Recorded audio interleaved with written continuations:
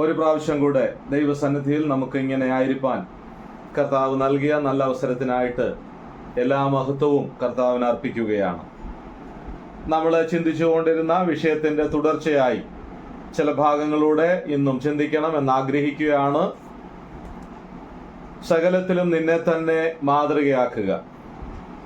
സകലത്തിലും എന്ന് പറയുമ്പോൾ എല്ലാ കാര്യങ്ങളിലും എല്ലാത്തിലും ദൈവമക്കൾ മാതൃകയായിരിക്കണം എന്നുള്ളതാണ് നാം ചിന്തിച്ചു കൊണ്ടിരുന്നത്. അതിൻ്റെ ചില ഭാഗങ്ങളിലൂടെ നമ്മൾ കടന്നു പോവുകയുണ്ടായി.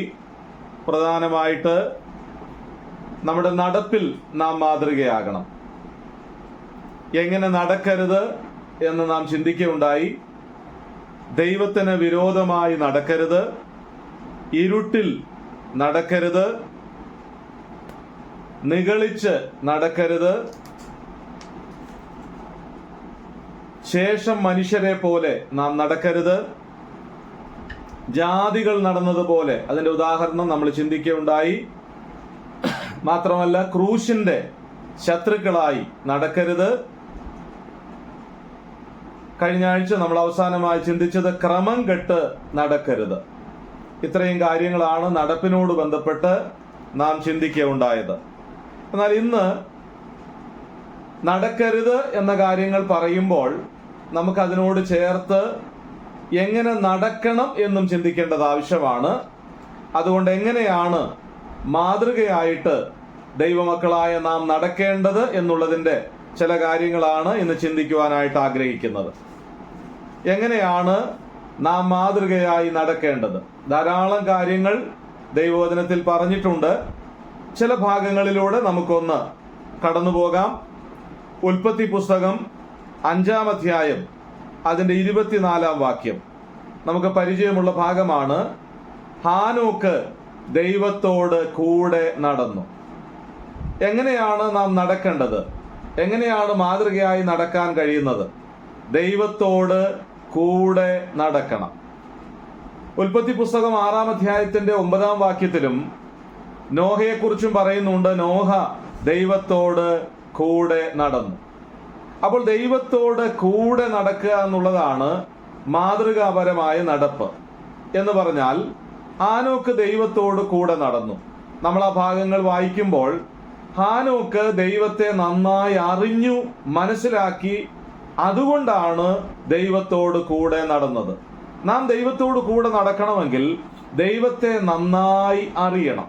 ദൈവം ആരാണെന്നും ദൈവമഹത്വം എന്താണെന്നും ദൈവം ഏത് നിലയിലാണ് നമ്മളോട് ഇടപെടുന്നതെന്നും എല്ലാ കാര്യങ്ങളും നാം ദൈവത്തിൻ്റെ കാര്യങ്ങളൊക്കെ, ദൈവികമായ വിഷയങ്ങളൊക്കെ നന്നായി അറിയണം. അങ്ങനെ അറിയുമ്പോഴാണ് നമുക്ക് ദൈവത്തോട് കൂടുതൽ അടുത്ത് നടക്കുവാനായിട്ട് കഴിയുന്നത്. ദൈവത്തെ നന്നായി അറിയണം. പലപ്പോഴും നമ്മൾ ദൈവത്തെ അറിയുന്നു എന്ന് പറയുന്നെങ്കിലും വാസ്തവത്തിൽ നമുക്ക് അറിയേണ്ടതുപോലെ അറിയാൻ കഴിഞ്ഞിട്ടില്ല എന്നുള്ളതാണ് നമ്മുടെ പോരായ്മ.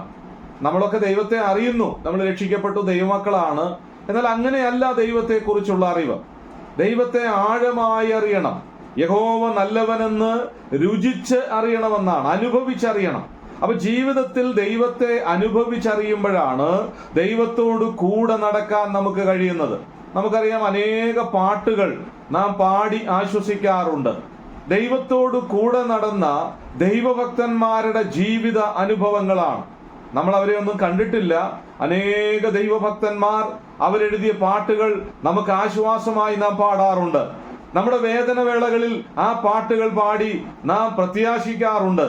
നമ്മുടെ കണ്ണുനീരിന്റെ സമയങ്ങളിൽ, ഏകാന്തതയുടെ സമയങ്ങളിൽ, ബുദ്ധിമുട്ടുകളിൽ, ഭാരങ്ങളിലൊക്കെ നമ്മൾ ആ പാട്ടുകളൊക്കെ പാടും. അവരൊക്കെ ദൈവത്തോട് കൂടെ ചേർന്ന് നടക്കുമ്പോൾ അവരുടെ ജീവിത അനുഭവത്തിൽ ദൈവം അവരോട് ഇടപെട്ട ഇടപാടുകളും അല്ലെങ്കിൽ ദൈവം അവരോട് ഇടപെട്ട അനുഭവങ്ങളുമാണ് അനേക ഗാനങ്ങളായി പുറത്തു വന്നിട്ടുള്ളത്. അതുകൊണ്ട് നാം ദൈവത്തോട് കൂടെ നടക്കണമെന്ന് പറയുമ്പോൾ ദൈവത്തെ നന്നായി അറിയണം. നാം അങ്ങനെ ആഗ്രഹിക്കാറുണ്ടോ? എൻ്റെ കർത്താവിനെ എനിക്ക് കൂടുതൽ അറിയണം, ചേർന്ന് നടക്കണം. അതാണ് ദൈവത്തോട് കൂടെ നടക്കുക. 2, അവിടെ മനസ്സിലാക്കാൻ പറ്റുന്ന ആശയം, ദൈവവുമായി നല്ല ബന്ധം പുലർത്തണം. ദൈവവുമായിട്ടുള്ള ഹൃദ്യമായൊരു ബന്ധം നമുക്കുണ്ടാകണം. എന്ന് പറഞ്ഞാൽ നാം ദൈവസന്നിധിയിൽ എത്രത്തോളം ഹൃദയം പകരുന്നവരാണ്, ഹൃദയം തുറക്കുന്നവരാണ്. നമ്മുടെ ബന്ധം പിതാവും മക്കളും തമ്മിലുള്ള ബന്ധമാണ്. നമുക്കറിയാം, പ്രാർത്ഥന തന്നെ കർത്താവ് എങ്ങനെയാണ് പ്രാർത്ഥിക്കേണ്ടതെന്ന് ചോദിച്ചപ്പോൾ പറയും സ്വർഗസ്ഥനായ പിതാവേ എന്ന്. അപ്പം മക്കൾ എന്നുള്ള നിലയിലാണ് പിതാവിനോട് പ്രാർത്ഥിക്കേണ്ടത്. അപ്പം ആ ബന്ധമാണ് അവിടെ കാണിക്കുന്നത്. ഞാൻ ദൈവത്തോട് കൂടെ നടക്കുന്നു എന്ന് പറയുമ്പോൾ ദൈവവുമായിട്ടൊരു ബന്ധം, അതിന് ഒരു ഒരു ഒരു വിടവുണ്ടാകാൻ പാടില്ല. പാപത്തെ സംബന്ധിച്ച് പറയുമ്പോൾ ദൈവത്തെയും നിങ്ങളെയും തമ്മിൽ അകറ്റുന്നത് നിങ്ങളുടെ അകൃത്യമാണ്, പാപമാണ്. അപ്പൊ പാപമുള്ളപ്പോഴാണ്, അകൃത്യമുള്ളപ്പോഴാണ് ദൈവത്തിൽ നിന്ന് അകന്നു പോകുന്നത്, കുറവുകൾ ഉള്ളപ്പോഴാണ്. അപ്പൊ കുറവ് കൂടാതെ ദൈവവുമായി ഒരു നല്ല ബന്ധം പുലർത്തുമ്പോഴാണ് ദൈവത്തോട് കൂടെ നടക്കാൻ കഴിയുന്നത്. നമ്മളത് പരിശോധിക്കാറുണ്ടോ?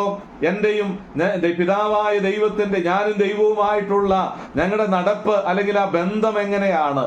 ഒരു നല്ല ബന്ധം പുലർത്താൻ കഴിയുന്നുണ്ട്. അതാണ് മക്കളും അവകാശികളാണ്. അപ്പൊ സ്വർഗീയമായ അവകാശം ലഭിച്ച ദൈവമക്കളായ നാം ദൈവത്തോട് നല്ല ഒരു ബന്ധം പുലർത്തി നടക്കാനിടയാകണം. അതാണ് നമ്മൾ എങ്ങനെ നടക്കണമെന്നുള്ളത്, എങ്ങനെ മാതൃകയായിട്ട് നടക്കണമെന്നുള്ളത് ചിന്തിക്കുമ്പോൾ ദൈവത്തോട് നല്ല ഒരു ബന്ധം പുലർത്തണം. ദൈവവുമായുള്ള ബന്ധത്തിന് തടസ്സമായ എന്തെങ്കിലും കാര്യങ്ങൾ നമ്മുടെ ജീവിതത്തിലുണ്ടോ? ദൈവവുമായുള്ള ആത്മീക ബന്ധത്തിന് തടസ്സമായ എന്തെങ്കിലും കാര്യങ്ങൾ നമ്മുടെ ജീവിതത്തിലുണ്ടോ? അങ്ങനെയാണെങ്കിൽ അകന്നു പോകാൻ സാധ്യതയുണ്ട്. നമ്മുടെ പ്രാർത്ഥനയിൽ, വചനധ്യാനത്തിൽ, ആത്മീയമായ വിഷയങ്ങളിൽ, ആരാധനയോട് ബന്ധപ്പെട്ട് എല്ലാ കാര്യങ്ങളിലും എനിക്ക് ഏറ്റവും അടുത്ത് ദൈവത്തോടുള്ള നല്ല ബന്ധം പുലർത്തി പ്രാർത്ഥിക്കാൻ കഴിയുന്നുണ്ടോ? ദൈവത്തോടുള്ള നല്ല ബന്ധം പുലർത്തി വചനത്തിന് മുൻപിൽ ഇരിപ്പാൻ, ധ്യാനിപ്പാൻ കഴിയുന്നുണ്ടോ? ദൈവത്തോടുള്ള നല്ല ബന്ധം പുലർത്തി ദൈവത്തെ ആരാധിക്കാൻ കഴിയുന്നുണ്ടോ? അതാണ് ആത്മീയമായ നിലയിൽ ദൈവത്തോട് കൂടെ എന്ന് പറയുമ്പോൾ മനസ്സിലാക്കുന്നത്. മറ്റൊരു ആശയം പറയുമ്പോൾ, ദൈവത്തോട് കൂടെ ഹാനോക്ക് നടന്നു, നോഹ ദൈവത്തോട് കൂടെ നടന്നു എന്ന് പറയുമ്പോൾ അവർ മറ്റുള്ളതിനെയൊക്കെ വിടേണ്ടതിനെ വിട്ടു. അതൊക്കെ പിടിച്ചോണ്ട് ദൈവത്തോട് കൂടെ നടക്കാൻ പറ്റില്ല. മറ്റ് ആശയങ്ങൾ ചിന്തിച്ചുകൊണ്ട് ദൈവത്തോട് കൂടെ നടക്കാൻ പറ്റത്തില്ല. അപ്പൊ ദൈവത്തോട് കൂടെ നടക്കുന്നു എന്ന് പറയുമ്പോൾ മറ്റുള്ളതൊക്കെ, വിടേണ്ടതിനെ ഒക്കെ വിട്ടെങ്കിൽ മാത്രമേ, ഉപേക്ഷിക്കേണ്ടതിനെ ഉപേക്ഷിച്ചെങ്കിൽ മാത്രമേ ദൈവത്തോട് കൂടെ നടക്കാനായിട്ട് കഴിയുള്ളൂ. അപ്പൊ ദൈവത്തെക്കാൾ കൂടുതൽ പ്രാധാന്യം നൽകുന്ന മറ്റെന്തെങ്കിലും ഉണ്ടെങ്കിൽ, ദൈവത്തോടു കൂടെ യാത്ര ആയിരിക്കുന്നതിന് തടസ്സമായ ഭൗതികമായതോ ജോലിയോ വിദ്യാഭ്യാസമോ മറ്റു കാര്യങ്ങളോ ബന്ധങ്ങളോ അല്ലെങ്കിൽ മറ്റെന്തെങ്കിലും സ്വഭാവങ്ങളോ ഒക്കെ തടസ്സമാണെങ്കിൽ അതൊക്കെ ഉപേക്ഷിച്ച് വേണം മാത്രമേ നമുക്ക് ദൈവത്തോട് കൂടെ നടക്കാനായിട്ട് പറ്റുള്ളൂ. അപ്പൊ അത് വളരെ പ്രാധാന്യമുള്ളൊരു കാര്യമാണ്. ദൈവത്തോട് കൂടെ നടക്കുക എന്ന് പറയുമ്പോൾ 3 ആശയങ്ങളാണ് ഞാൻ ഓർപ്പിച്ചത്. ദൈവത്തെ നന്നായി അറിയണം, കൂടുതൽ അറിയാനുള്ള ആഗ്രഹം നമുക്കുണ്ടാകണം, ചേർന്നിരിക്കാൻ കഴിയണം. അതാണ് ദൈവത്തോടുകൂടെ. മാത്രമല്ല നല്ല ബന്ധം പുലർത്താൻ കഴിയണം. 3, മറ്റുള്ളതൊക്കെ ഉപേക്ഷിക്കേണ്ടതൊക്കെ ഉപേക്ഷിക്കാൻ കഴിയണം. അങ്ങനെ ചെയ്യുമ്പോഴാണ് ഹാനോക്കിനെ പോലെ, നോഹയെ പോലെ നമുക്കും ദൈവത്തോട് കൂടെ നടക്കാനായിട്ട് കഴിയുന്നത്. അപ്പോൾ സകലത്തിലും മാതൃകയാകണമെങ്കിൽ നമ്മുടെ നടപ്പ് മാതൃകയാകണം. അപ്പോൾ നമ്മുടെ നടപ്പിൽ ദൈവത്തോട് കൂടെ നടക്കാനിടയാകണം. ഒന്ന് പരിശോധിക്കാൻ നമുക്കിടയാകണം. നമ്മുടെയൊക്കെ ജീവിതത്തിൽ ദൈവത്തോട് കൂടെ നടക്കാനുള്ള എന്തെങ്കിലും തടസ്സം നമുക്കുണ്ടോ?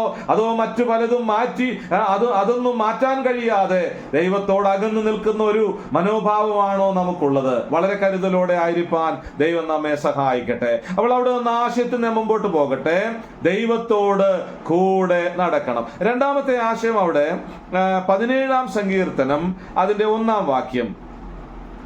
അബ്രഹാമിന് 99 വയസ്സായപ്പോൾ യഹോവ അബ്രഹാമിന് പ്രത്യക്ഷനായി അവനോട്, ഞാൻ സർവശക്തിയുള്ള ദൈവമാകുന്നു, നീ എന്റെ മുൻപാകെ നടന്ന് നിഷ്കളങ്കനായിരിക്ക. ഇവിടെ സർവശക്തിയുള്ള ദൈവം, എൽഷദായി എന്ന എബ്രായ വാക്കാണ് ഉപയോഗിച്ചിരിക്കുന്നത്. വാഗ്ദത്തങ്ങൾ നിറവേറ്റുവാൻ പ്രാപ്തൻ എന്നാണ് അതിന്റെ അർത്ഥം. അപ്പം ദൈവം വാഗ്ദത്തങ്ങൾ നിറവേറ്റാൻ പ്രാപ്തനായ ദൈവത്തോട് ഒപ്പം നടക്കുമ്പോൾ നിഷ്കളങ്കനായി നടക്കണം. അപ്പം വാഗ്ദത്തങ്ങൾ എൽ ഷദായ് എന്ന് പറയുമ്പോൾ ദൈവത്തിന്റെ മഹത്വമാണ് വെളിപ്പെടുത്തിയിരിക്കുന്നത്. അപ്പോൾ അബ്രഹാമിനോട് പറയുകയാണ്, അവൻ 99 വയസ്സായപ്പോൾ ഈ വാഗ്ദത്തങ്ങൾ നിറവേറ്റാൻ പ്രാപ്തനായ, ഉന്നതനായ, ശ്രേഷ്ഠനായ, മഹത്വധാരിയായ ദൈവത്തോടു കൂടെ ദൈവമഹത്വം തിരിച്ചറിഞ്ഞ് അവനോട് പറയാണ്, അബ്രഹാമിനോട്, നീ നിഷ്കളങ്കനായിരിക്കുക, നീ നിഷ്കളങ്കനായി നടക്കുക, നീ എൻ്റെ മുൻപാകെ നടന്ന് നിഷ്കളങ്കനായിരിക്കുക. എത്ര ശ്രദ്ധേയമായൊരു കാര്യമാണ് ഇവിടെ നിഷ്കളങ്കനായി.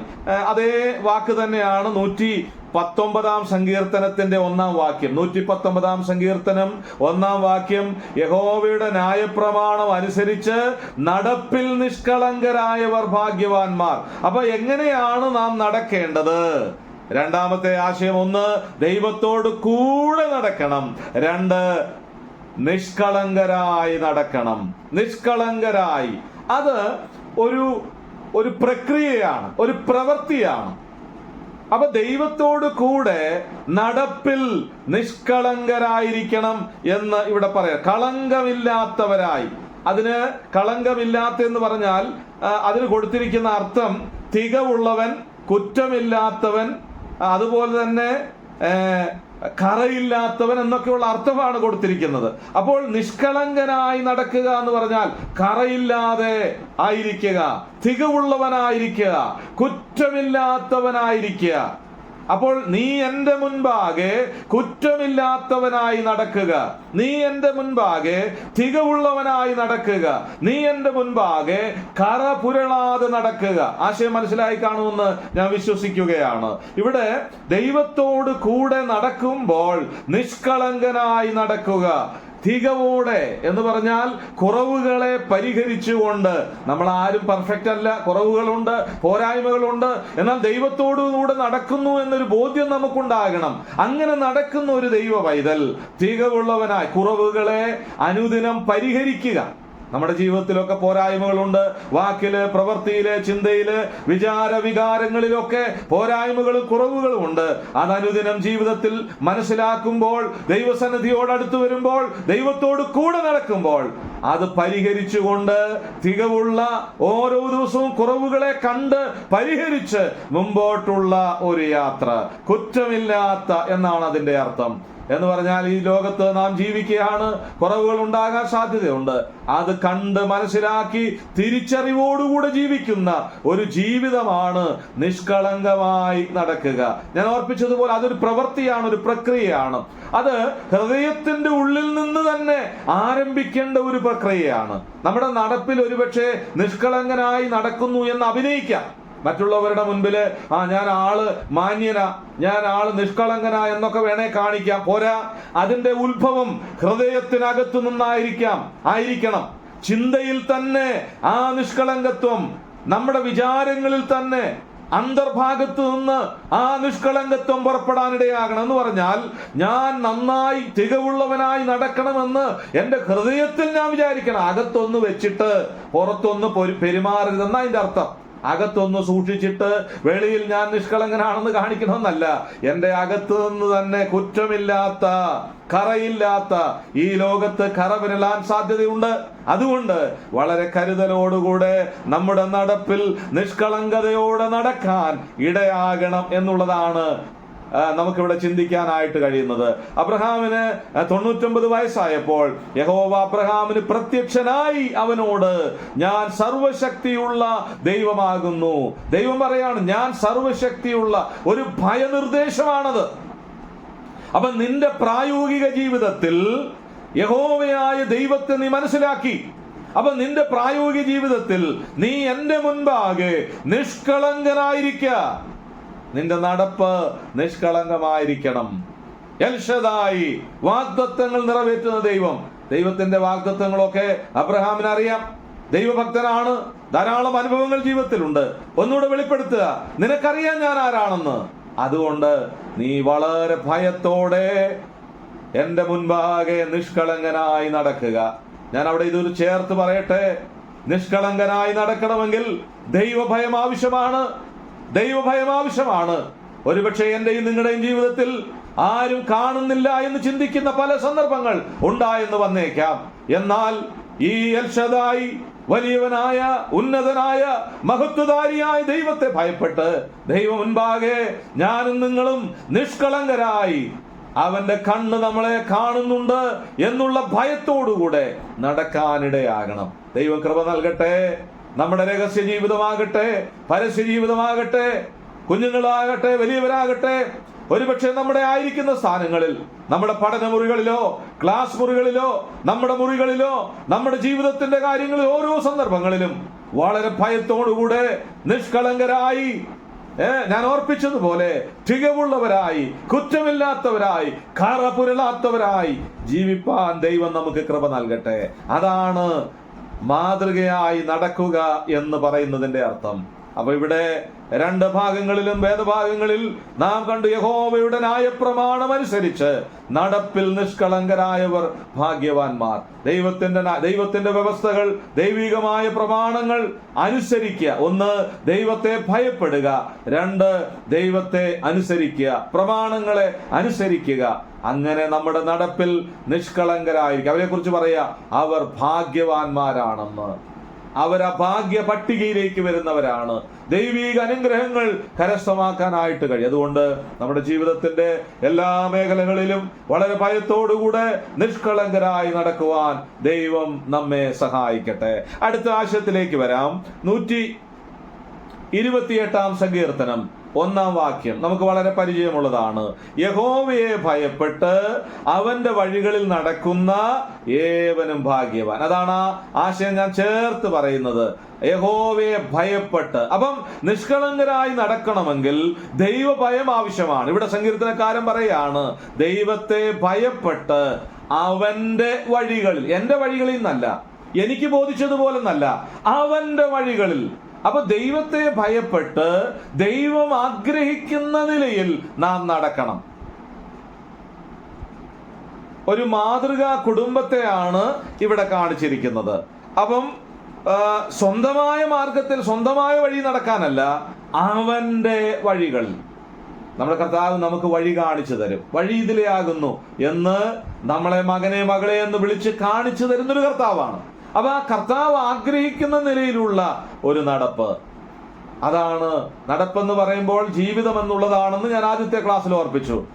അപ്പോൾ നമ്മുടെ നടപ്പ് ദൈവഭയത്തോടുകൂടെ ദൈവിക വഴികളിൽ നാം നടക്കണം. അതാണ് ഭാഗ്യമുള്ളത്. അപ്പൊ ആ കുടുംബത്തെക്കുറിച്ച് 128 സങ്കീർത്തനത്തിൽ ഒരു മാതൃകാ കുടുംബത്തെ കുറിച്ച് പറയാണ്. അപ്പന്, അമ്മ, മക്കള്. അപ്പൊ ദൈവത്തെ ഭയപ്പെട്ട് ദൈവഭയത്തിൽ നടക്കുന്ന ഒരു കുടുംബം, നീ ഭാഗ്യവാൻ, നിനക്ക് നന്മയുണ്ടാകും. അപ്പൊ ദൈവികമായ നന്മ അനുഭവിക്കണമെങ്കിൽ, അനുഗ്രഹിക്കപ്പെടണമെങ്കിൽ ദൈവത്തിന്റെ വഴികളിൽ നടക്കണം. പലപ്പോഴും നമ്മുടെ വഴികളിൽ നടന്നിട്ട് അത് ദൈവിക വഴിയോട് കൂട്ടിച്ചേർക്കാൻ ശ്രമിക്കാറുണ്ട്. പലപ്പോഴും എന്റെ ഹിതത്തിന് എനിക്ക് ബോധിച്ചതുപോലെ നടന്നിട്ട് പലപ്പോഴും ദൈവഹിതം അല്ല എന്ന് ഞാൻ പറയാറുണ്ട്. പലതിനും പ്രാർത്ഥിച്ചിട്ട് നമ്മൾ ഉദ്ദേശിക്കുന്നത് പോലെ അല്ല മറുപടി കിട്ടുന്നെങ്കിൽ നമ്മൾ പറയും അത് ദൈവഹിതം അല്ലായിരുന്നു എന്ന്. പിന്നെ എന്തിനാ നമ്മൾ പ്രാർത്ഥിച്ചത്? ദൈവഹിതമാണോ ഇല്ലയോ എന്ന് നമ്മളാണോ നിശ്ചയിക്കുന്നത്? അല്ല. നമ്മൾ പ്രാർത്ഥിച്ചാൽ എല്ലാ വിഷയവും ദൈവം കേൾക്കും, തന്റെ മക്കളുടെ പ്രാർത്ഥന കേൾക്കും. എന്നാൽ ചിലതൊന്നും ഞാൻ ഉദ്ദേശിക്കുന്നത് പോലെയോ നമ്മൾ ഉദ്ദേശിക്കുന്നത് പോലെയോ അല്ല മറുപടി. ദൈവം തീർച്ചയായും മറുപടി നൽകും. ചിലതൊന്നും നമുക്ക് നാം ഉദ്ദേശിക്കുന്നത് പോലെ വെളിപ്പെട്ടില്ലെങ്കിലും കർത്താവ് കേട്ടു, മറുപടിയാണെന്ന് ഉദ്ദേശിക്കണം. ചിലതിന് അല്പം താമസമെന്ന് നമുക്ക് തോന്നാം. പക്ഷേ ദൈവിക വഴികളിൽ നടക്കുകയാണെങ്കിൽ നന്മ വരുമെന്നാ പറഞ്ഞത്. അത് വരും, യാതൊരു സംശയമില്ല. അബ്രഹാമിനോട് ബന്ധപ്പെട്ട് നമ്മൾ കണ്ടു, എൽ ശദ്ദായി, വാഗ്ദത്തങ്ങളിൽ വിശ്വസ്തൻ. അങ്ങനെയാണെങ്കിൽ വാക്കുമാറാത്ത നമ്മുടെ കർത്താവ് നമ്മുടെ പ്രാർത്ഥന കേൾക്കുന്ന ദൈവമാണ്. അതുകൊണ്ട് ദൈവത്തെ ഭയപ്പെട്ട് ദൈവിക വഴികളിൽ നാം നടക്കുമ്പോൾ നാം ഭാഗ്യവാന്മാരാണ്. ദൈവിക നടപ്പിൽ നിഷ്കളങ്കരായവർ ഭാഗ്യവാന്മാർ. യഹോവയെ ഭയപ്പെട്ട് അവന്റെ വഴികളിൽ നാം നടക്കണം. നമ്മുടെ വഴിയല്ല, ഞാൻ ഓർപ്പിച്ചതുപോലെ ദൈവ വഴി മനസ്സിലാക്കാനിടയാകണം. എങ്ങനെ മനസ്സിലാകുന്നത്? നമ്മളോട് കർത്താവ് സംസാരിക്കുമെന്നേ, നമ്മളോട് പറയുമെന്നേ, മകനെ, മകളെ, വഴി ഇതിലെയാകുന്നു, നമുക്ക് വഴി കാണിച്ചു തരും. നമ്മുടെ വഴിയിൽ ദൈവത്തിന്റെ വചനത്തിലുള്ള ആലോചന നമുക്ക് തന്ന് അനുദിനം നമ്മളെ വഴി നടത്തുമെന്നാണ് വായിക്കുന്നത്. ആ കർത്താവിന്റെ വഴി അത് തികവുള്ളതാണ്, ശ്രേഷ്ഠമായ വഴിയാണ്. ആ ദൈവിക വഴികളെക്കുറിച്ച് ധാരാളം വിഷയങ്ങൾ പഠിക്കാനായിട്ടുണ്ട്. തികവുള്ള ശ്രേഷ്ഠമായ ഒരു വഴി, നമ്മളെ ചൊവ്വയുള്ള വഴിയെന്നാണ് നാം വായിക്കുന്നത്. അതിലെ കർത്താവ് നമ്മളെ നടത്തും. അപ്പം ദൈവത്തെ ഭയപ്പെട്ട് നാം അങ്ങനെ നടക്കുമ്പോൾ നാം ഭാഗ്യമുള്ളവരാണ്. എങ്ങനെയാണ് മാതൃകയായിട്ട് നടക്കേണ്ടത്? ദൈവത്തെ ഭയപ്പെട്ട് ദൈവീക വഴികളിൽ നടക്കാനിടയാകണം. ആലോചന ചോദിക്കാറുണ്ടോ ദൈവത്തോട്? കർത്താവേ, ഞാൻ നടക്കുന്ന വഴി ശരിയാണോ? അല്ലെ ഞാൻ എങ്ങനെയാ പോകേണ്ടത്? ഞാൻ അടുത്ത ചുവട് എവിടെയാ എടുത്തു വെക്കേണ്ടതെന്ന് ഞാൻ ചോദിക്കാറുണ്ടോ? ഇല്ലാത്തത് കൊണ്ടാണ് പലപ്പോഴും വഴി കാണാൻ കഴിയാത്തത്. ചോദിക്കണം, കർത്താവിനോട് ചോദിക്കണം, കർത്താവിനോട് ആലോചന ചോദിക്കണം. ദൈവത്തിന്റെ ഹിതപ്രകാരം ദൈവം ആഗ്രഹിക്കുന്ന നിലയിൽ ദൈവിക വഴികളിൽ നടക്കാനിടയാകണം. ആ വഴി വിട്ടു മാറിയിട്ട് എനിക്ക് ബോധിച്ചതുപോലെ നടന്നിട്ട് അപകടങ്ങൾ കണ്ട് അയ്യോ അയ്യോ എന്ന് പറഞ്ഞിട്ട് കാര്യമില്ല. പലപ്പോഴും നമ്മുടെ വഴികളിൽ എത്രയോ അപകടങ്ങളാണ്. നമ്മുടെ ചിന്തകൾ കൊണ്ട്, നമ്മുടെ നിർബന്ധം കൊണ്ട്, എനിക്കിതമായ വഴിയിൽ ഞാൻ നടന്നിട്ട് എത്രയോ അപകടങ്ങൾ നാം നേരിട്ട് കഴിഞ്ഞു. നമ്മൾ ഇനി പഠിക്കണം, കർത്താവിനോട് ചോദിക്കണം. ഓരോ ദിവസവും എഴുന്നേൽക്കുമ്പോൾ, കർത്താവേ, ഇന്നത്തെ ദിവസം ഞാൻ എങ്ങനെയാണ് ആയിരിക്കേണ്ടത്? എന്റെ യാത്ര എങ്ങനെയായിരിക്കണം? അവിടുത്തെ ആലോചന, അവിടുത്തെ ഹിതം അത് നമ്മുടെ ജീവിതത്തിൽ ഉണ്ടാകണം. എന്നിട്ട് വൈകുന്നേര സമയത്ത് മടങ്ങി വന്നിട്ട് ഇന്ന് പകൽ മുഴുവൻ കരുണയോടെന്നെ സൂക്ഷിച്ചവനെ നന്ദിയോടെ തിരുനാമത്തിന് സദാ വന്ദനം. കർത്താവിന് സ്തോത്രം ചെയ്യണം, നന്ദി പറയണം. കർത്താവേ, ഇന്ന് അവിടുത്തെ വഴിയിൽ ഞാൻ നടന്നതുകൊണ്ട് അവിടുന്ന് എന്നെ കരുതി, അവിടുന്ന് എന്നെ പരിപാലിച്ചു. ഒരനർത്ഥവും വരാതെ, ഒരു ബുദ്ധിമുട്ടും വരാതെ അവിടുന്ന് എന്നെ സൂക്ഷിച്ചു. നന്ദി പറയാനിടയാകും, സ്തോത്രം ചെയ്യാനിടയാകും. ദൈവത്തെ ഭയപ്പെട്ട് ദൈവിക വഴികളിൽ നടക്കണം. നമ്മുടെ കാര്യങ്ങൾക്ക് ദൈവത്തോട് കൃത്യമായി ആലോചന ചോദിച്ച് തികവുള്ള വഴിയെ, ചൊവ്വയുള്ള വഴിയെ നടക്കുവാൻ ദൈവം കൃപ നൽകട്ടെ. അടുത്ത ആശയത്തിലേക്ക് വരട്ടെ. 84-ാം സങ്കീർത്തനം 11-ാം വാക്യം. അവിടെ നമ്മൾ ഇങ്ങനെയാണ് വായിക്കുന്നത്: നേരോടെ നടക്കുന്നവർക്ക് അവനൊരു നന്മയും മുടക്കുകയില്ല. നേരോടെ നടക്കുക, നേരോടെ നടക്കുക. ഇവിടെ യഹോവയുടെ വഴികളിൽ നടക്കുക. മറ്റൊരു പദം പറയുക, നേരോടെ നടക്കുക. എന്താ അങ്ങനെ പറഞ്ഞാല്? ഈ നേരോടെ നടക്കുക എന്നുള്ളതിന് മറ്റൊരർത്ഥം കൊടുത്തിരിക്കുന്നത് കുറ്റമറ്റ നടപ്പെന്നാണ്. കുറ്റമറ്റ നടപ്പ്, കുറ്റമില്ലാത്ത നടപ്പ്. അതാ നേരോടെ നടക്കുക, നേരെ നടക്കുക, ചൊവ്വയുള്ള വഴി. അപ്പൊ ഇവിടെ പറയാം, നേരോടെ നടക്കുന്നവർക്ക് അവനൊരു നന്മയും മുടക്കയില്ല. നമ്മുടെ നടപ്പ് നേരോടെ.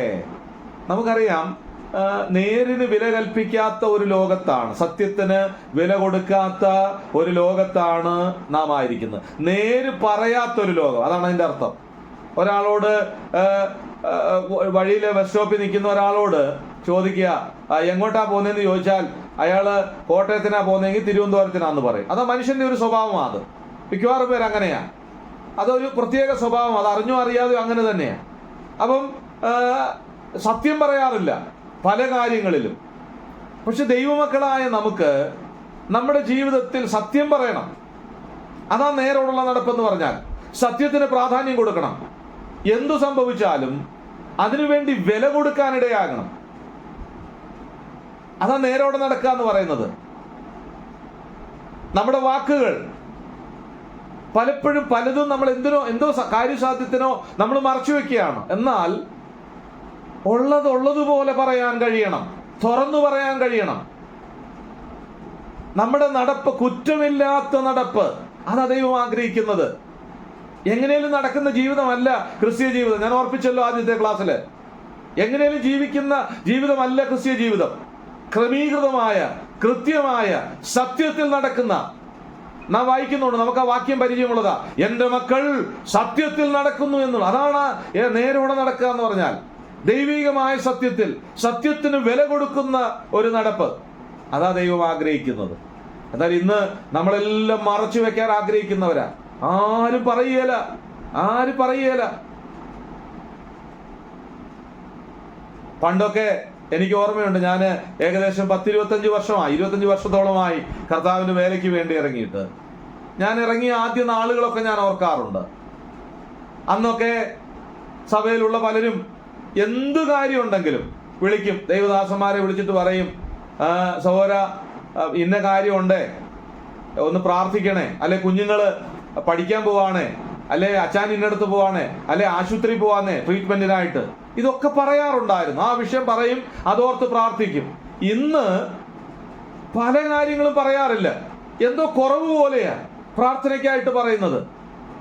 ഞാൻ എൻ്റെ അനുഭവം പറയാ, മറ്റുള്ളവരെ എനിക്കറിയത്തില്ല. ഇന്ന് അതിൻ്റെ ഒന്നും ആവശ്യമില്ല, പ്രാർത്ഥനയുടെയോ അല്ലെങ്കിൽ പറയേണ്ട കാര്യമൊന്നുമില്ല. ഇന്ന് എന്തൊക്കെയോ നമ്മൾ അങ്ങ് മറച്ചു പിടിച്ചുകൊണ്ട് ഒരു ജീവിതമാണ്. ആരും അറിയണ്ട നമ്മുടെ കാര്യങ്ങൾ. അവസാനം ആശുപത്രി കിടന്ന് അഡ്മിറ്റായി സീരിയസ് ആകുമ്പോഴാണ് അപ്പോഴറിയുന്നത് ഒരാഴ്ചയായിട്ട് ആശുപത്രിയില്ല. അപ്പൊ പല കാര്യങ്ങളും, ഞാനൊരു ഉദാഹരണമായി പറഞ്ഞതേ ഉള്ളൂ. അപ്പൊ പല കാര്യങ്ങളും പ്രിയപ്പെട്ടവരെ, നമ്മുടെ നടപ്പ്, നമ്മൾ എന്തിനാ ആരെ ഭയപ്പെടുന്നത്? തുറന്നു പറയണം. നമ്മുടെ ജീവിതത്തിൽ അന്യോന്യം പറയണം, അന്യോന്യം പ്രാർത്ഥിക്കാൻ കഴിയണം, അന്യോന്യം ഷെയർ ചെയ്യുക. അതല്ലേ കൂട്ടായ്മ എന്ന് പറഞ്ഞാല്. അപ്പൊ കൂട്ടായ്മ ബന്ധത്തിന് പ്രാധാന്യം കൊടുത്ത് കുറ്റമില്ലാത്ത ഒരു നടപ്പ്, തുറന്ന് ഉള്ള ഒരു ജീവിതം, ഒറ്റമുഖം. ദൈവമക്കൾക്ക് വീട്ടിലൊരു മുഖം, സഭയിലൊരു മുഖം അല്ല, ഒറ്റമുഖം. അതാ ദൈവം ആഗ്രഹിക്കുന്നത്. ദൈവസന്നിധിയിൽ നമ്മുടെ ഹൃദയങ്ങളെ പകർന്നുകൊണ്ട് അന്യോന്യം ആത്മീയമായ നിലയിൽ ഒരുവനാൽ ഒരുവൻ ഒടുങ്ങിപ്പോകാതെ അന്യോന്യം ആത്മീക വർധന വരുത്തിക്കൊണ്ട് മുമ്പോട്ട് പോകാനിടയാകണം. ഇന്ന് പല കാര്യങ്ങളും ചൂഷണം ചെയ്യപ്പെടുന്നുണ്ട് എന്നുള്ളതൊരു യാഥാർത്ഥ്യമാണ്. എന്നാൽ ദൈവം കൃപ നൽകട്ടെ. ദൈവമക്കളായ നാം നേരോടെ നടക്കുക, അതാണ് നമ്മുടെ മാതൃകയായ നടപ്പ്. കുറ്റമില്ലാത്തവരായി നടക്കുക, കുറവ് കൂടാതെ ദൈവഹിത പ്രകാരം നടക്കാനിടയാകണം. മറ്റുള്ളവർ വിരൽ ചൂണ്ടാനിടയാകണം. പത്രോസും യോഹന്നാനും ദൈവാലയത്തിലേക്ക് പ്രാർത്ഥനാ സമയത്ത് പോയി. നമ്മൾ വായിക്കുന്നുണ്ട് അപ്പോസ്തല പ്രവൃത്തി 3-ാം അധ്യായത്തിൽ. പത്രോസും യോഹന്നാനും ദൈവാലയത്തിലേക്ക് പ്രാർത്ഥനാ സമയത്ത് പോയി. സുന്ദരമെന്ന ദൈവാലയ ഗോപുരത്തിങ്കൽ മുടന്തനായ ഒരു മനുഷ്യൻ ഭിക്ഷയാചിക്കുകയാണ്. അവനോട് പറഞ്ഞ ഒരു വാക്ക് എന്താ പറഞ്ഞത്? വെള്ളിയും പൊന്നും ഞങ്ങൾക്കില്ല, ഞങ്ങളെ നോക്കുക. ശ്രദ്ധിക്കണേ, ആ പദമേ ഞാൻ വളരെ ശ്രദ്ധിക്കാറുണ്ട്. നോക്കുക.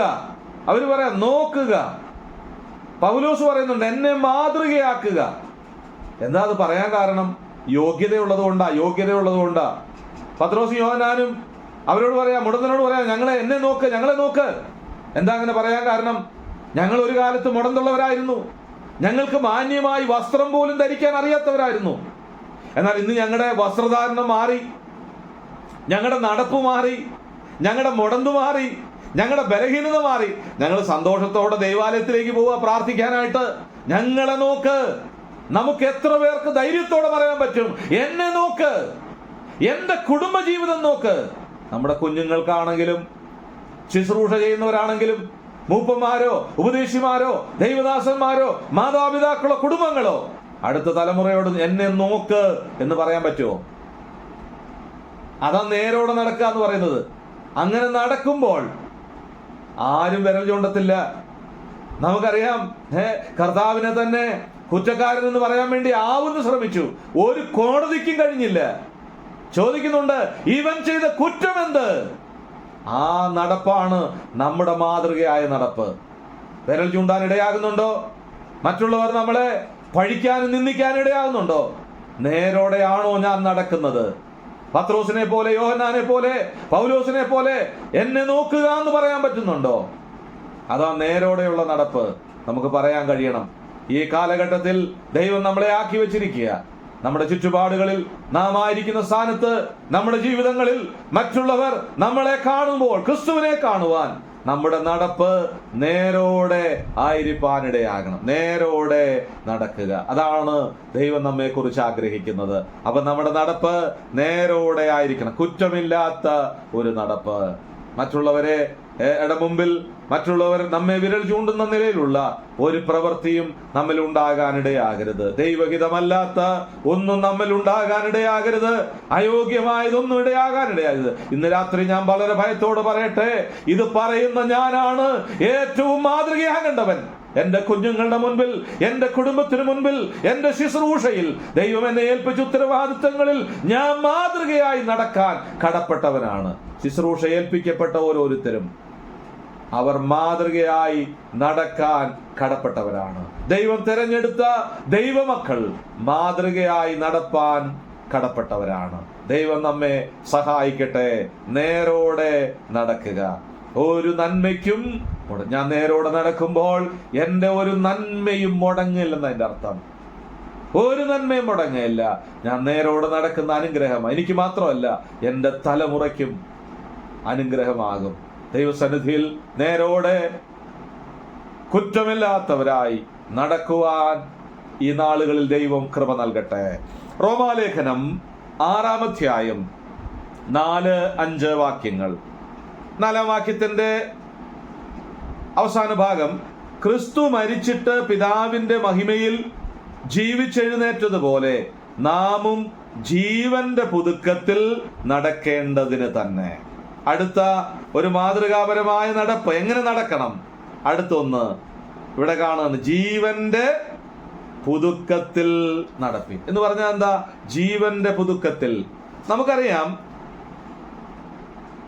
ഒരുവൻ ക്രിസ്തുവിലായാൽ അവൻ പുതിയ സൃഷ്ടിയാകുന്നു. പഴയത് കഴിഞ്ഞു പോയി, ഇതാത് പുതിയതായി തീർന്നിരിക്കുന്നു.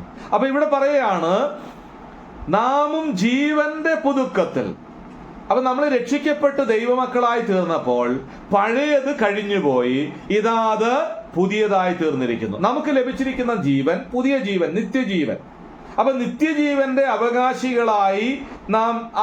അവകാശികളായി തീർന്നവരാണ്. അപ്പൊ നമ്മൾ ജീവന്റെ പുതുക്കത്തിൽ നടക്കുമെന്ന് പറയുമ്പോൾ പുതുജീവന്റെ മഹത്വം, രക്ഷയുടെ മഹത്വം അറിഞ്ഞ് അനുഭവിച്ച് പ്രായോഗികമാക്കി നടക്കുക. അതാണ് അതിന്റെ അർത്ഥം. അപ്പൊ പുതിയ ജീവന്റെ മഹത്വം അറിഞ്ഞ് നടക്കണം. ക്രിസ്തു മരിച്ചിട്ട് പിതാവിന്റെ മഹിമയിൽ ഉയർത്തെഴുന്നേറ്റതുപോലെ നാം ക്രിസ്തുവിനെ ധരിച്ചിരിക്കുന്നു. പഴയത് കഴിഞ്ഞുപോയി, ഇതാത് പുതിയതായി തീർന്നിരിക്കുന്നു. അപ്പോൾ നമുക്ക് നിത്യജീവൻ ലഭിച്ചു. ആ ജീവനിൽ നാം നടക്കണം. നമ്മൾ മറ്റൊരു ഭാഗത്ത് പറയുന്നത് പഴയതൊന്നും മാതൃകയാക്കരുത് നാം വായിച്ചു. അപ്പൊ പഴയ ജീവിതത്തിനനുസരിച്ചല്ല നടക്കേണ്ടത്, ജീവന്റെ പുതുക്കത്തിൽ, പുതിയ അനുഭവത്തിൽ, പുതിയ ജീവനിൽ നടക്കണം. നാമും ജീവന്റെ പുതുക്കത്തിൽ നടക്കേണ്ടതാണ് എന്ന് പറഞ്ഞാൽ നാം രക്ഷിക്കപ്പെട്ട് ദൈവമക്കളായി നമ്മുടെ നടപ്പിൽ മാതൃകയാകണം. മാത്രമല്ല ജീവന്റെ പുതുക്കത്തിൽ, പുതിയ അനുഭവത്തിൽ നടക്കണം. പഴയതൊന്നും ഉണ്ടാകാൻ പാടില്ല, പഴയതൊന്നും മാതൃകയാക്കാൻ പാടില്ല, പഴയതിലേക്ക് മടങ്ങിപ്പോകാൻ പാടില്ല. കൊന്ന ലേഖനത്തിൽ നമ്മൾ വായിക്കുന്നുണ്ട്, അവരുടെ നടുവിൽ നിന്ന് പുറപ്പെട്ട് വേർപെട്ടിരിപ്പീൻ. അപ്പൊ ഒരു വേർപെട്ട നടപ്പ്, നിത്യജീവനെ അവകാശമാക്കിയവരാണ് ആ ജീവനിൽ നടക്കുക. അപ്പം അതിനകത്ത് മറ്റൊരാശയം, എൻ്റെ നടപ്പിൽ ഈ ലോകത്തെ കുറിച്ചുള്ളത് ചിന്തിച്ചല്ല നടക്കേണ്ടത്, നിത്യജീവന്റെ കാര്യങ്ങൾ, നിത്യതയെ കുറിച്ചുള്ളത് ചിന്തിച്ച് നടക്കാനിടയാണ്. അപ്പൊ എന്റെ നടപ്പ് ഒരു ഷോർട്ടായിട്ടുള്ള, ഒരു താൽക്കാലികമായ നടപ്പല്ല. ജീവന്റെ പുതുക്കത്തിൽ എന്ന് പറയുമ്പോൾ ഈ നടപ്പിന് തുടരുകയാണ്. ഞാൻ ഇവിടുന്ന് മരണത്താൽ വേർപെട്ടാലും ഈ ലോകത്ത് നിന്ന് മാറ്റപ്പെട്ടാലും ഇത് തുടരുക. ഈ പ്രക്രിയ നിത്യതയോളമുള്ള ഒരു നടപ്പ്, അതാണ് അതിന്റെ ഒരു ആരംഭമാണ് ഇവിടെ കുറിച്ചിരിക്കുന്നത്. ഇവിടെ താൽക്കാലികമാ, ക്ഷണികമാ, അല്പകാലത്തിലേക്ക് ഈ മൺകൂടാരത്തിൽ നമ്മൾ പാർക്കുക, ഈ കൂടാരം പൊളിയും. അപ്പൊ നമ്മള് നിത്യജീവന് അവകാശത്തെ അനുസരിച്ച് ജീവന്റെ പുതുക്കത്തിൽ, ആ പുതിയ അനുഭവത്തിൽ. ഈ പുതിയതെന്ന് പറയുമ്പോൾ ഒത്തിരി പ്രത്യേകതകളുണ്ട്. നമുക്കൊരു പുതിയ സാധനം, ഒരു പുതിയ കാര്യം നമുക്ക് കിട്ടി. അപ്പൊ ആ പുതിയതിന് ഒത്തിരി പ്രത്യേകതകളുണ്ട്. അതിനോട് പ്രത്യേകമായ ഒരാകർഷണം, ഒരു താല്പര്യം നമുക്കുണ്ടാകും. പോരാ, നമുക്ക് അതിനോടൊരു സന്തോഷം ഉണ്ടാകും. അപ്പൊ ജീവന്റെ പുതുക്കത്തിൽ എന്ന് പറയുമ്പോൾ നമുക്ക് നിത്യജീവനോടുള്ള, അല്ലെങ്കിൽ ആ രക്ഷയിലുള്ള താല്പര്യം, ആ ഒരു സന്തോഷം, അങ്ങനെയാ നടക്കേണ്ടത്. അതുണ്ടോ നമുക്ക്? അതോ ഇത് ഓരോ ദിവസം ചെല്ലുന്തോറും കുറഞ്ഞു പോവുകയാണോ? അല്ല. ആ ഒരു ചിന്ത നമ്മളെ ഭരിക്കുമ്പോഴാണ് നാം വായിക്കുന്നത് പോലെ, അവൻ എൻ്റെ വായിൽ പുതിയ പാട്ട് തന്നു. അപ്പൊ ആ ജീവന്റെ പുതുക്കത്തിൽ നടക്കുമ്പോൾ പുതിയ പാട്ട് പാടാൻ പറ്റും. പുതിയ പാട്ടെന്ന് പറഞ്ഞാൽ പുതിയതായിട്ട് എഴുതിയ പാട്ടൊന്നല്ല. നമ്മുടെ പാട്ടുകളൊക്കെ പുതുക്കത്തിന്റെ അനുഭവത്തിൽ, ഇന്നലെ പാടിയ പാട്ട് ഇന്ന് ഞാൻ പാടുമ്പോൾ അത് പുതിയതായി ഇന്നത്തെ അനുഭവത്തിൽ. പാട്ടൊക്കെ പാടാറുണ്ട്. ഇന്ന് നമ്മുടെ പ്രിയ സഹോദരൻ ക്ലീറ്റസ് പാടി, എത്ര സന്തോഷകരമായ ഒരു പാട്ട്. പ്രിയമകൻ കർത്താവിനെ പാടി സ്തുതിക്കുന്ന ഒരാളാ. അപ്പൊ നമ്മുടെ ജീവിതത്തിൽ നമ്മൾ പാടി സന്തോഷിച്ച് ഒരു പുതിയ അനുഭവത്തിൽ ഓരോ ദിവസവും ആയിരിക്കാൻ ഇടയാകണം. അപ്പൊ നമ്മുടെ ജീവിതത്തിൽ എല്ലാം ഒരു പുതുക്കത്തിന്റെ അനുഭവത്തിൽ നടക്കാനിടയാകണം.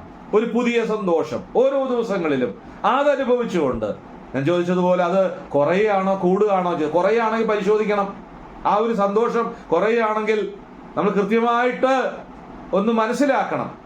ഞാൻ എൻ്റെ ജീവിതാനുഭവങ്ങളിൽ എങ്ങനെയാണ് നടക്കുന്നത്? കർത്താവിനോട് കൂടെ നടക്കുമ്പോൾ നാമും ജീവന്റെ പുതുക്കത്തിൽ, നാമും എന്ന പദം അവിടെ ഉപയോഗിച്ചിരിക്കും. നമ്മൾ ഓരോരുത്തരും, രക്ഷിക്കപ്പെട്ട ഓരോരുത്തരും, കർത്താവായ യേശു ക്രിസ്തുവിൽ വിശ്വസിച്ച രക്ഷിക്കപ്പെട്ട ദൈവമക്കൾ, ക്രിസ്തു മരിച്ചിട്ട് പിതാവിന്റെ മഹിമയിൽ ജീവിച്ചെഴുന്നേറ്റതുപോലെ, അപ്പൊ കർത്താവിനെ മാതൃകയാക്കി ഒരു പുതിയ അനുഭവത്തിൽ അനുദിനം നടക്കാൻ നമുക്ക് കഴിയണം. അതാ ദൈവം നമ്മളെക്കുറിച്ച് ആഗ്രഹിക്കുന്നത്. അപ്പൊ ജീവന്റെ പുതുക്കത്തിൽ നടക്കാൻ ഇടയാകണം. അപ്പൊ നമ്മൾ കണ്ടു, യഹോവയെ ഭയപ്പെട്ട് അവന്റെ വഴികളിൽ നേരോടെ നടക്കുക മാത്രമല്ല, ജീവന്റെ പുതുക്കത്തിൽ നടക്കാൻ ഇടയാകണം. എഫേസ്യ ലേഖനം 4-ാം അധ്യായം 1-2 വാക്യങ്ങൾ. Ephesians chapter 4 versus 1 and 2. 4-ാം അധ്യായത്തിന്റെ 1. കർത്തൃസേവ നിമിത്തം ബദ്ധനായിരിക്കുന്ന ഞാൻ പ്രബോധിപ്പിക്കുന്നത്, നിങ്ങളെ വിളിച്ചിരിക്കുന്ന വിളിക്ക് യോഗ്യമാവണ്ണം പൂർണ്ണ വിനയത്തോടും സൗമ്യതയോടും ദീർഘക്ഷമയോടും കൂടെ നടക്കുകയും സ്നേഹത്തിൽ അന്യോന്യം പൊറുക്കുകയും ചെയ്യാം. ഇവിടെ നടപ്പ് എങ്ങനെയാ നടക്കേണ്ടതെന്ന് പറഞ്ഞിട്ടുണ്ട്. സ്നേഹത്തിൽ നടക്കുക, പൂർണ്ണ വിനയത്തോടും സൗമ്യതയോടും ദീർഘക്ഷമയോടും നടക്കണം. യോഗ്യമാവണ്ണം എന്ന് പറഞ്ഞാൽ മറ്റൊരർത്ഥം അവിടെ കൊടുത്തിരിക്കുന്ന പറഞ്ഞിരിക്കുന്നത് പോലെ നടക്കാൻ. പറഞ്ഞിരിക്കുന്നത് പോലെ എന്താ പറഞ്ഞിരിക്കുന്നത്? ഇവിടെ അപ്പോസ്തലന് കർത്തൃസേവ നിമിത്തം ബദ്ധനാക്കപ്പെട്ടിരിക്കുക. നമുക്കറിയാം, തന്റെ സാഹചര്യങ്ങളൊക്കെ തനിക്ക് ബന്ധനവും താൻ ജയിലിലും കഷ്ടത്തിലും ഒക്കെ ആണെങ്കിലും ആ സമയത്തും തന്നെ ഭരിക്കുന്ന ചിന്ത എന്താണെന്നറിയാമോ? പ്രബോധിപ്പിക്കാന്ന് പറഞ്ഞാൽ ടു അഡ്വാനിഷ്, ഗുണദോഷിക്കുക എന്റെ അർത്ഥം. അപ്പൊ ഈ അപ്പോസ്തലൻ ഗുണദോഷിക്കുക, നിങ്ങളെ വിളിച്ചിരിക്കുന്ന വിളിക്ക്. അപ്പൊ ആ വിളിയുടെ മഹത്വം മനസ്സിലാക്കണം. യോഗ്യമാവണ്ണം. അപ്പൊ നമുക്ക് യോഗ്യമായ കാര്യങ്ങളുണ്ട് ദൈവഗത പ്രകാരം. പൂർണ്ണ വിനയത്തോടും, എന്താ യോഗ്യമായത്? പൂർണ്ണ വിനയത്തോടും സൗമ്യതയോടും ദീർഘക്ഷമയോടും കൂടെ നടക്കുകയും. അപ്പൊ നമ്മുടെ നടപ്പ് മാതൃകയായിരിക്കണം. എങ്ങനെ നടക്കണം? യോഗ്യമാവണ്ണം. എങ്ങനെയാ യോഗ്യത പറഞ്ഞിരിക്കുന്നത്? 2-3 കാര്യങ്ങൾ പറയാ. പൂർണ്ണ വിനയത്തോടെ, സ്വയം താഴ്ത്തിക്കൊണ്ട് ദൈവസന്നിധിയിൽ വിനയത്തോടെ, അനുസരണത്തോടെ, സൗമ്യതയോടെ, ദീർഘക്ഷമയോടെ. സൗമ്യത നമുക്കറിയാം, കർത്താവ് സൗമ്യതയും താഴ്മയുള്ളവനായതുകൊണ്ട് കർത്താവിനോട് എൻ്റെ നുപമേറ്റ് എന്നോട് പഠിപ്പിൻ, കർത്താവിനോട് ചേർന്ന് പഠിച്ച് കർത്താവിൽ നിന്ന് പ്രാപിച്ച് ആ സൗമ്യത പാഠമാക്കി ജീവിക്കണം. ദീർഘക്ഷമ. എന്താ ദീർഘക്ഷമ എന്ന് പറഞ്ഞാൽ? ക്ഷമിച്ചു എന്ന് പറഞ്ഞാൽ എന്നേക്കും ക്ഷമിച്ചു, അതാ ദീർഘക്ഷമ. ഞാൻ ഒരാളോട് പറയാം ഞാൻ ക്ഷമിച്ചു എന്നേക്കും, പിന്നെ അത് എടുക്കത്തില്ല, മറന്നു കളഞ്ഞു, അതതിൻ്റെ അർത്ഥം. എന്നാലോ ക്ഷമിച്ചു എന്ന് പറഞ്ഞിട്ട് വീണ്ടും ഒരു വിഷയം വരുമ്പം 6 മാസം കഴിഞ്ഞാൽ പറഞ്ഞ കാര്യം പിന്നെയും അങ്ങനെ പാടില്ല എന്നാ അതിന്റെ അർത്ഥം. ദീർഘക്ഷമ എന്ന് പറഞ്ഞാൽ ദീർഘമായി കഴിഞ്ഞു, വിട്ടു, ക്ഷമിച്ചു, അത് ആ വിഷയം കളഞ്ഞു, ഇനി അതില്ല എന്നാ അതിന്റെ അർത്ഥം. അപ്പൊ ഇവിടെ പറയുക നടക്കുക, അങ്ങനെ നടക്കണം. അപ്പൊ നമ്മൾ നടക്കുമ്പോൾ കർത്താവിന് വിളിക്ക് യോഗ്യമാവണ്ണം. അപ്പൊ വിളിയുടെ മഹത്വം മനസ്സിലാക്കണം. പരമവിളി, അതാ വിളിയുടെ പ്രത്യേകത. ദൈവത്തിൽ നിന്നുള്ള സ്വർഗീയ വിളി. സ്വർഗീയ വിളിക്ക് ഓഹരിക്കാരാണ് നമ്മള്. അപ്പൊ ദൈവമാണ് നമ്മളെ വിളിച്ചത്. പരിശുദ്ധനായ ദൈവം നമ്മെ വിളിച്ചു വേർതിരിച്ച് തന്റെ രാജ്യത്തിന്റെ അവകാശികളായി, സ്വർഗരാജ്യത്തിന്റെ അവകാശികളായി നമ്മളെ വിളിച്ചിരിക്കുകയാണ്. നമ്മൾ ചിന്തിക്കാറുണ്ട്, അവൻ നമ്മെ സ്വർഗത്തിൽ ഇരുത്തിയിരിക്കുന്നു, നമ്മുടെ പൗരത്വമോ സ്വർഗത്തിലാകുന്നു എന്ന് പറഞ്ഞാൽ ദൈവികമായി വിളിക്കപ്പെട്ട, സ്വർഗത്തിലിരുത്തിയ, ദൈവമക്കളാക്കി തീർത്ത നാം യോഗ്യമായി ദൈവഹിതപ്രകാരം ദൈവത്തിന് യോഗ്യമായി നാം ദൈവത്തിന് പൂർണ്ണ വിനയത്തോടും സൗമ്യതയോടും ദീർഘക്ഷമയോടും നടക്കുകയും സ്നേഹത്തിൽ അന്യോന്യം പൊറുക്കുകയും ചെയ്യും. ഇതൊക്കെ ചെയ്യുമ്പോഴാണ്, നടക്കുമ്പോഴാണ് സ്നേഹിക്കാൻ കഴിയുന്നത്. സ്നേഹത്തിൽ എഫേസ്യ ലേഖനം 5-ാം അധ്യായം 2-ാം വാക്യത്തിൽ വായിക്കുന്നുണ്ട്, ക്രിസ്തുവും നിങ്ങളെ സ്നേഹിച്ച് നമുക്ക് വേണ്ടി തന്നെത്താൻ ദൈവത്തിന് സൗരഭ്യവാസനയായ വഴിപാടും യാഗവുമായി അർപ്പിച്ചതുപോലെ സ്നേഹത്തിൽ നടപ്പീൻ. അല്ലെ, സ്നേഹത്തിൽ നടക്കണം, സ്നേഹത്തിൽ നടപ്പീൻ. പാട്ടുകാരൻ പാടി, സ്നേഹത്തിലൂടെയെല്ലാം കാണുവാൻ, സ്നേഹത്തിൽ തന്നെയെല്ലാം ചെയ്യുവാൻ, എന്നിൽ നിൻ സ്വഭാവം പകരണമേ, ദിവ്യ തേജസ എന്നെ നടത്തണം. കർത്താവേ, സ്നേഹത്തിലൂടെയെല്ലാം കാണുവാൻ, സ്നേഹത്തിലൂടെയെല്ലാം ചെയ്യുവാൻ, എന്നിൽ നിൻ സ്വഭാവം ദൈവത്തിന് യോഗ്യമാം വണ്ണം നടക്കാനിടയാകണം. അതാണ് മാതൃകയായി നടക്കുക എന്ന് പറയുന്നത്. ഇവിടെ അപ്പോസ്തലൻ ഓർപ്പിക്കുകയാണ്, വിളിച്ച വിളിക്ക് ആ വിളിയുടെ മഹത്വം അറിയണം. എന്ത് യോഗ്യതയാണ് നമുക്കുള്ളത്? ദൈവമാണ് നമ്മളെ വിളിച്ചത്. നാം മറ്റൊരു ഭാഗത്ത് വായിക്കുന്നുണ്ട്, വിളിച്ച വിളിക്ക് വിശുദ്ധനൊത്തവണ്ണം.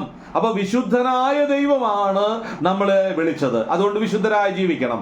മാത്രമല്ല, ദൈവികമായ യോഗ്യമായ നിലയിൽ നമ്മൾ കർത്തൃമേശയോട് ബന്ധപ്പെട്ട് തന്നെത്താൻ ശോധന എന്ന് പറയുന്നത് അയോഗ്യമായി നടക്കരുത് എന്ന് പറയുന്നുണ്ട്. തന്നെത്താൻ അയോഗ്യമായി നടക്കരുത്, യോഗ്യമായി നടക്കുക. എന്താ ഈ അയോഗ്യമായി എന്ന് പറഞ്ഞാൽ? ദൈവഹിത പ്രകാരം വിളിച്ച വിളിക്ക് വിപരീതമായി, പൂർണ്ണ വിനയമില്ലാതെ, സൗമ്യതയില്ലാതെ, ദീർഘക്ഷമയില്ലാതെ എന്നൊക്കെ അതിന് ആശയമുണ്ട്. അപ്പൊ സ്നേഹത്തിൽ അന്യോന്യം പൊറുക്കുക, ക്ഷമിക്കുക, അതാ ദീർഘക്ഷമ.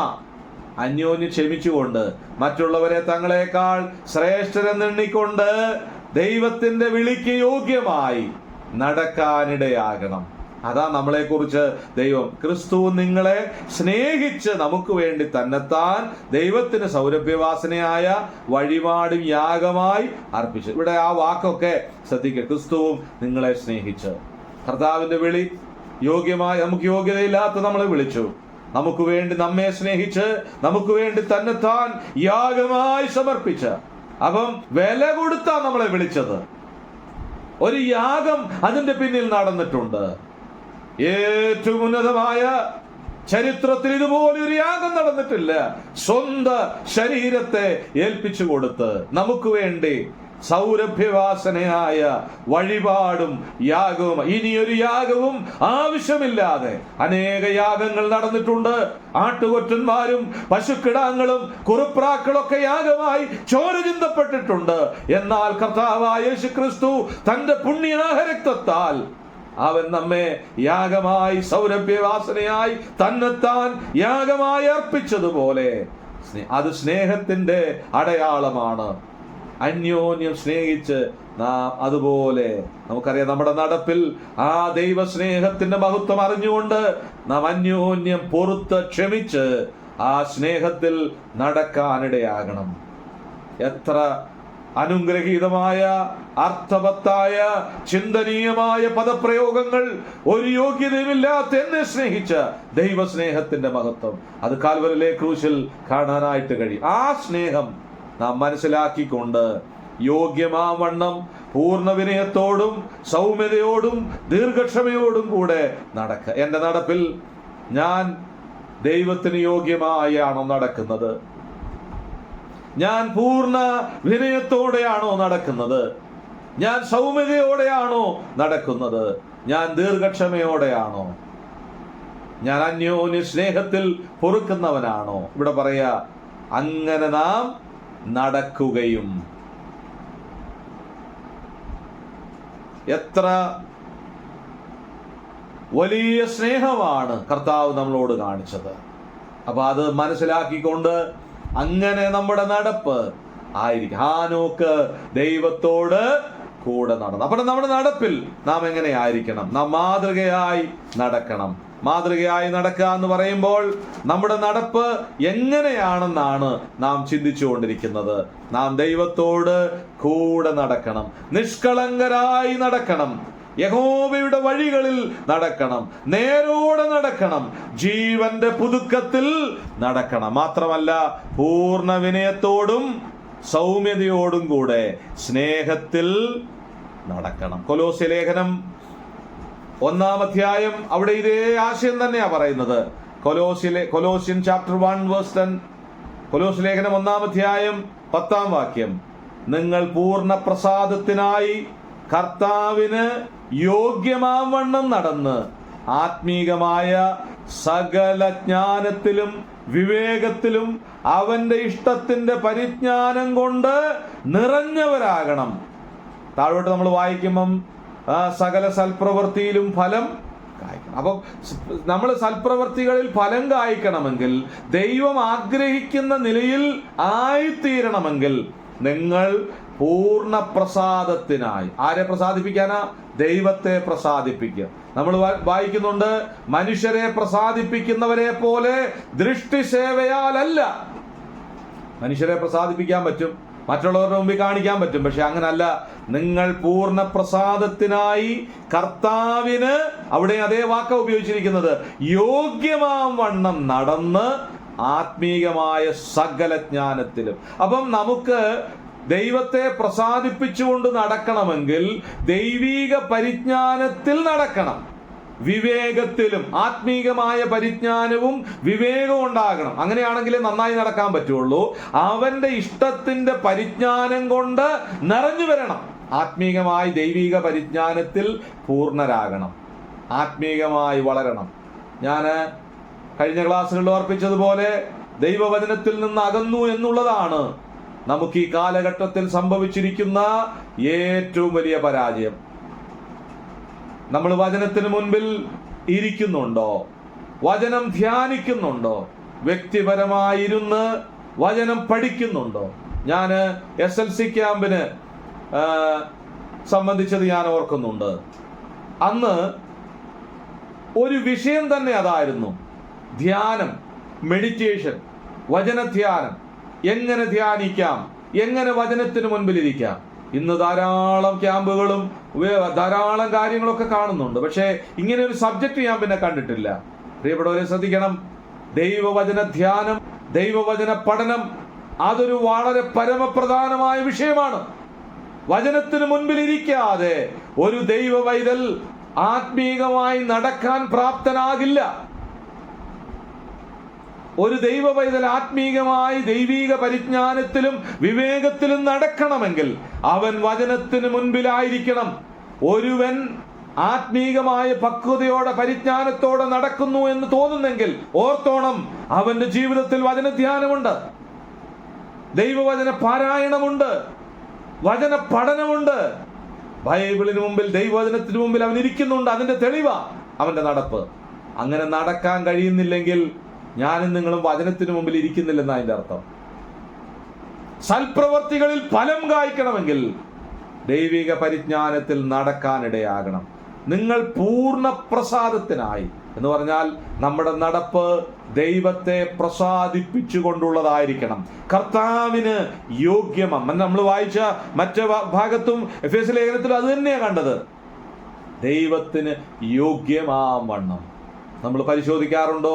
എൻ്റെ നടപ്പ് യോഗ്യമായൊരു നടപ്പാണോ?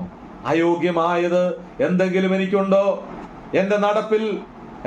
നമുക്കറിയാം, നേരെ നടക്കണമെങ്കിൽ, നന്നായി നടക്കണമെങ്കിൽ വളരെ കൃത്യതയോടെ, കൃത്യനിഷ്ഠമായി ദൈവിക പരിജ്ഞാനം നമുക്കുണ്ടാകണം. ഇല്ലെങ്കിൽ കാലിടറിപ്പോകും എന്നാണ് നാം വായിക്കുന്നത്. കാലുകൾ ഇടറിപ്പോകാതിരിക്കണമെങ്കിൽ, ചൊവ്വയെ നടക്കണമെങ്കിൽ, നേരെ നടക്കണമെങ്കിൽ ദൈവിക വിവേകവും പരിജ്ഞാനവും അതാണ് നമ്മുടെ കാലുകൾക്ക് ബലം നൽകുന്നത്. നമ്മുടെ കാലുകളെ ഇടർത്തിക്കളയുന്ന, തളർത്തിക്കളയുന്ന, നടക്കാൻ നമ്മളെ ബുദ്ധിമുട്ടിക്കുന്ന അനവധി കാര്യങ്ങളുണ്ട്. നമുക്കറിയാം, ശരീരത്തിൽ ക്ഷീണം വന്നാൽ നടക്കാൻ പറ്റുകയില്ല, എന്തെങ്കിലും ഭയം വന്നാൽ നടക്കാൻ പറ്റത്തില്ല, കാലുകൾ ഇടറിപ്പോകും. അപ്പൊ അത് വരാതെ ദൈവത്തിൽ കൂടുതൽ ആശ്രയിച്ച്, ദൈവവചനത്തിൽ ആശ്രയിച്ച്, ദൈവിക പരിജ്ഞാനം കൊണ്ട് നിറഞ്ഞു വരണമെന്നാണ് നമ്മൾ വായിക്കുന്നത്. ദൈവപരിജ്ഞാനത്തിൽ നിറഞ്ഞു വരുമ്പോൾ നമുക്ക് നമ്മോട് ചോദിക്കാം, ഞാൻ എത്ര നേരം വചനത്തിന് മുൻപിൽ ഇരിക്കുന്നുണ്ട് ഒരു ദിവസം? ഞാൻ മൊബൈലിന്റെ മുമ്പിലാണോ കൂടുതൽ ഇരിക്കുന്നത്, അതോ വചനത്തിന് മുമ്പിലാണോ? രാവിലെ എഴുന്നേറ്റ് ആദ്യം നോക്കുന്നത് വചനമാണോ, അതോ എനിക്ക് വന്ന മെസ്സേജുകളാണോ? രാത്രി മുഴുവൻ കൈകൊണ്ടിങ്ങനെ മാറ്റി മാറ്റി നോക്കുന്നത് ബൈബിളിന്റെ താളുകളാണോ, അതോ മൊബൈലിലും വാട്സപ്പിലും ഫേസ്ബുക്കിലും വന്ന മെസ്സേജാണോ? ഏതിനാ ഞാൻ പ്രാധാന്യം കൊടുക്കുന്നത്? ഏതിന്റെ മുൻപിലാണ് ഞാൻ കൂടുതൽ ഇരിക്കുന്നത്? എനിക്ക് വചനത്തിന് മുൻപിൽ ഒരല്പസമയമെങ്കിലും ഇരിക്കാൻ കഴിയുന്നുണ്ടോ? ഇല്ലെങ്കിൽ അത് അപകടമാണ്. എൻ്റെ കാലിടറും, എനിക്ക് പൂർണ്ണ പ്രസാദത്തിനായിട്ട് കർത്താവിന് യോഗ്യമായി നടക്കാൻ കഴിയാതെ വരും. അവന്റെ ഇഷ്ടത്തിന്റെ പരിജ്ഞാനത്തിൽ നിറയാൻ കഴിയാതെ വരും. അതുകൊണ്ട് വളരെ ശ്രദ്ധയോടെ, കരുതലോടെ, ആത്മീകമായ സകല ജ്ഞാനത്തിലും വിവേകത്തിലും നാം നടക്കാനിടയാകണം. എങ്ങനെയാ നടക്കേണ്ടത്? ആത്മീകമായ വിവേകത്തോടെ, ആത്മീകമായ പരിജ്ഞാനത്തോടെ, ദൈവിക പരിജ്ഞാനത്തിൽ നിറഞ്ഞവരായി നടക്കണം. ഇതിനോട് ചേർന്ന് ചില കാര്യങ്ങളോടുണ്ട്. കർത്താവ് അനുവദിക്കുന്നെങ്കിൽ അടുത്ത ക്ലാസ്സിൽ നമുക്ക് ചിന്തിക്കാം. നാം ഇന്ന് ചിന്തിച്ച വിഷയം എന്താണ്? നമ്മൾ എങ്ങനെയാണ് മാതൃകയായി നടക്കേണ്ടത്? ഒന്ന്, ദൈവത്തോട് കൂടെ, ഹാനോക്കിനെ പോലെ, നോഹയെ പോലെ ദൈവത്തോട് കൂടെ നടക്കാൻ ദൈവം കൃപ നൽകട്ടെ. രണ്ട്, ഉൽപ്പത്തി പുസ്തകത്തിൽ നമ്മൾ കണ്ടു, നിഷ്കളങ്കരായി, കളങ്കമില്ലാത്തവരായി. അവിടെ 2-3 ആശയം കണ്ടു. തികവുള്ളവരായി, കുറവില്ലാത്തവരായി, കറയില്ലാത്തവരായി നടക്കാൻ ഇടയാകണം. യഹോവയുടെ വഴികളിൽ നടക്കണം. ദൈവം നമുക്ക് വഴി കാണിച്ചു തരും, അതിലെ നടക്കാൻ ഇടയാകണം. എനിക്ക് ബോധിച്ചതുപോലെയല്ല, ദൈവഹിത പ്രകാരം നേരോടെ നടക്കണം. ജീവന്റെ പുതുക്കത്തിൽ നടക്കണം. പൂർണ്ണ വിനയത്തോടെയും സൗമ്യതയോടെയും ദീർഘക്ഷമയോടെയും നടക്കണം. ദൈവസ്നേഹത്തിൽ നടക്കണം. ദൈവിക പ്രസാദത്തിനായി കർത്താവിന് യോഗ്യമാം വണ്ണം ആത്മീയമായ സകല പരിജ്ഞാനത്തിലും വിവേകത്തിലും അവന്റെ ഇഷ്ടത്തിന്റെ പരിജ്ഞാനം കൊണ്ട് നിറഞ്ഞു വരണം. ദൈവം അതിന് നമുക്ക് കൃപ നൽകട്ടെ. ഈ നാളുകളിൽ കർത്താവിനോട് കൂടെ, ഹാനോക്കിനെ പോലെ ദൈവത്തോട് ചേർന്ന് നടക്കാനിടയാകണം. ഞാൻ ആവർത്തിക്കുന്നില്ല, 3 കാര്യങ്ങൾ നമ്മൾ അതിനോട് ബന്ധപ്പെടുത്തി. ദൈവത്തെ അറിയണം, നല്ല ബന്ധം ദൈവത്തോടുണ്ടാകണം, മറ്റുള്ളതൊക്കെ വിടേണ്ടതൊക്കെ വിട്ട് ഉപേക്ഷിച്ച് നടക്കുമ്പോഴാണ് ദൈവത്തോട് കൂടെ നടക്കാനിടയാകും. അതിന് ദൈവം നമുക്ക് കൃപ നൽകട്ടെ. ദൈവനാമം മഹത്വപ്പെടട്ടെ. ആമേൻ.